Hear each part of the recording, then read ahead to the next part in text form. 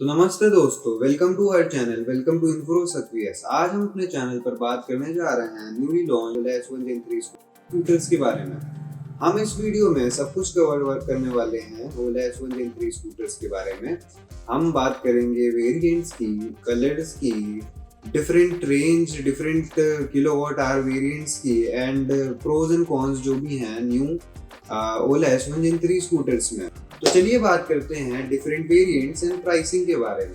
तो ओला ने mainly 4 variants launch करे हैं, जो हैं ओला S1 Pro प्लस, जो है 5.3 किलोवाट आवर का, और इन्होंने क्लेम करा है कि इसकी रेंज होने वाली है 250 टू 300 के अराउंड। तो अगर ये 250 टू 300 रेंज क्लेम करना है तो आप मान के चलिए कि 230 तक तो ये चल ही जाएगी।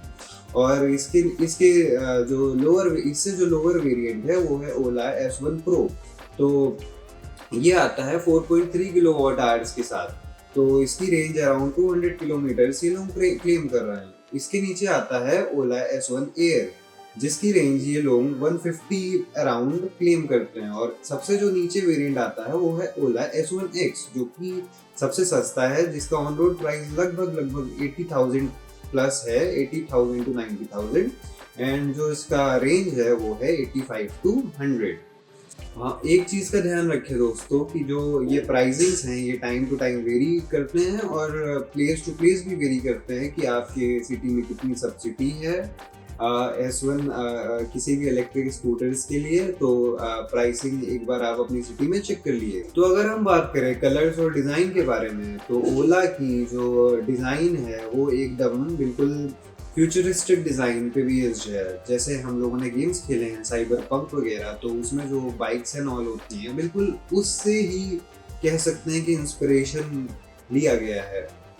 तो अगर कलर ऑप्शंस के बारे में बात करें तो ओला ने Gen 3 में अपने 12 प्लस कलर्स को लॉन्च करा है, जिनको उन्होंने फैंसी नेम्स दिए हैं, जैसे midnight blue, stellar black, matte white and etcetera. बाकी आप उनके वेबसाइट पर जाके ये कलर्स को चेक कर सकते हैं। तो अगर हम लोग ओला के डिज़ाइन के बारे में बात करें Gen 3 में, तो इन लोगों ने Gen 3 में जो सबसे एक मेन फीचर जो करा है वो ये करा है कि इन लोगों ने बेल्ट ड्राइव हटा के चेन ड्राइव में आया। तो इससे क्या होगा, इससे जो मेन जो आम पब्लिक है जो कि ज़्यादातर यूज़ करती है ओला स्कूटर्स को, उसका जो कन्वीनियंस है वो बढ़ जाएगा, इसकी प्रैक्टिकलिटी बढ़ जाएगी। मेनली कहने का मतलब ये है कि जो बेल्ट्स होती थी वो टूट जाती थी, तो वो बहुत कॉस्टली भी होती थी और उनको मतलब कोई रोड साइड मैकेनिक सही नहीं कर सकता था।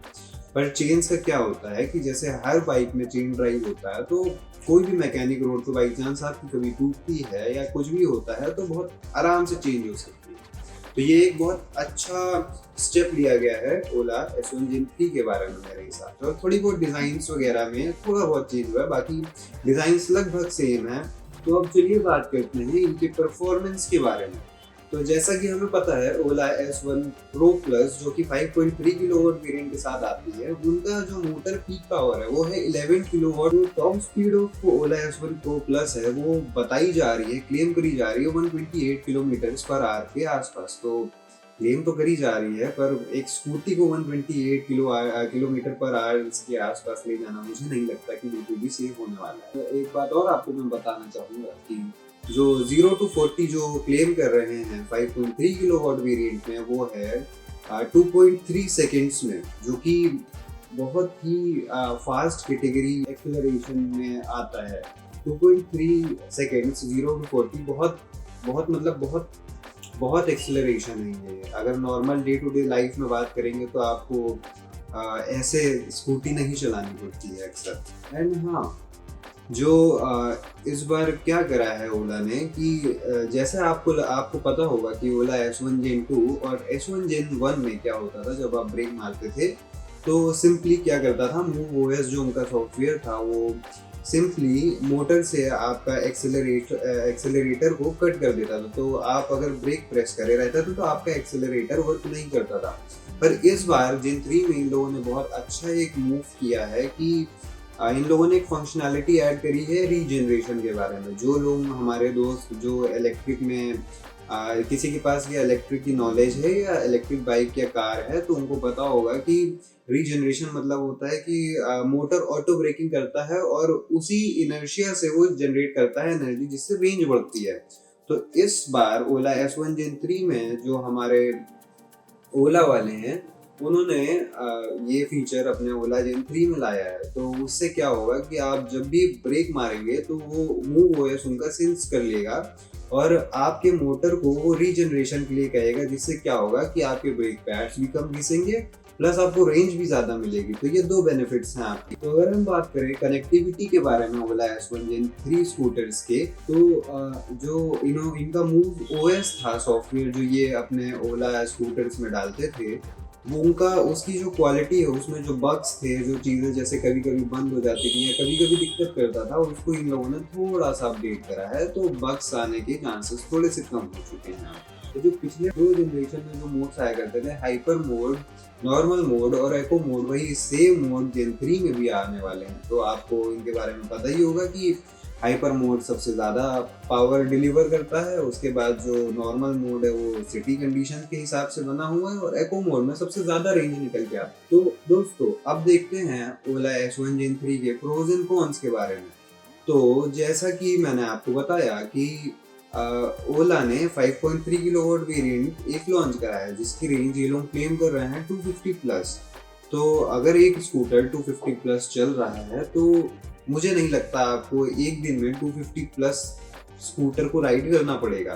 तो ये रेंज बहुत अच्छी है और अब धीरे धीरे रेंज अच्छी होती जा रही है। तो आप इसको कंसीडर कर सकते हैं अगर आपको बहुत ज़्यादा रनिंग होती है तो। और जैसा कि मैंने आपको एक और चीज़ बताई कि इन लोगों ने चेन ड्राइव दे दिया है बेल्ट हटा के। तो ये भी एक बहुत अच्छा फीचर है, क्योंकि इससे आपका जो प्रैक्टिकलिटी है जो स्कूटर की वो बढ़ जाएगी और जो नॉर्मल एक बंदे को कन्वीनियंस होता है किसी भी स्कूटर को इजीली सही कराने में जब वो खराब हो जाता है, तो वो भी चीज़ बढ़ेगी। क्योंकि बेल्ट सबके पास अवेलेबल नहीं होती है रोड साइड मैकेनिक्स के पास, लेकिन चेन सबको ही बनानी आती है और लगभग सबके पास ही होती है। तो चेन ड्राइव एक बेटर ऑप्शन है और अच्छी चीज़ है। तो जैसा कि मैंने आपको बताया कि इनकी फ्यूचरिस्टिक डिज़ाइन है जो कि आप देखते आ रहे हैं पिछले दो जनरेशन से, और इन लोगों ने 12 प्लस कलर वेरिएंट्स को लॉन्च करा है। तो आपको कोई दिक्कत नहीं होगी आपके कलर्स को चूज करने में। तो आप किसी भी कलर्स के साथ जा सकते हैं और कलर देखने के लिए या तो मैं आपको दिखा दूंगा या तो आप वेबसाइट पे विजिट कर सकते हैं। तो चलिए बात करते हैं कॉन्स के बारे में। तो जैसे कि आपको पता होगा पिछले दो जनरेशन्स में इनकी बिल्ड क्वालिटी बहुत अच्छी नहीं होती थी स्कूटर्स की। इनके पैनल्स कुछ बहुत कमज़ोर से होते थे, बहुत आराम से टूट जाया करते थे और इनके सॉफ्टवेयर में बग भी बहुत आते थे। बहुत बार लोगों ने कंप्लेन करा है कि वो अपने स्कूटर को चला नहीं पा रहे हैं या वो चलते चलते अचानक से बंद हो गया। तो ये सब बग्स जो थे वो हो सकता है इस बार अच्छा करा गया हो, सही करा गया हो। और एक जो सबसे ज़्यादा एक जो सबसे बड़ा कॉन था पिछले जेन में वो ये था कि वो बेल्ट ड्राइव हुआ करता था। तो बेल्ट ड्राइव वाला बहुत दिक्कत आ रही थी। तो वो एक सही चीज़ कर दी इन लोगों ने जेन 3 में कि उन लोगों ने चेन ड्राइव कर दिया है। तो ये एक अच्छा मूव था ओला S1 Gen 3 लॉन्च करते टाइम ओला वालों का। और हाँ, एक बात और आपको मैं बताना चाहूँगा कि इन लोगों का जो अभी तक भी जो सर्विस नेटवर्क है ना, आफ्टर सेल्स सर्विस जो है वो बहुत अच्छी नहीं है। क्योंकि अगर आपको आपके स्कूटर में थोड़ी भी दिक्कत आती है या जैसे कि होता है कई बार होता है कि बैटरी स्कूटर है, कभी भी कोई भी दिक्कत आ गई तो आपको बहुत दिक्कत करनी पड़ेगी, क्योंकि हर सिटी में लगभग ओला का शोरूम नहीं है आज भी। तो आपको हो सकता है डिफरेंट सिटी में जाना पड़े, आपको टो चेंज करवा के गाड़ी को अपनी स्कूटी को भिजवाना पड़े। तो मतलब बहुत सी दिक्कतें आपको फेस करनी पड़ती है क्योंकि इनकी आफ्टर सेल सर्विस अभी भी बहुत अच्छी नहीं हुई।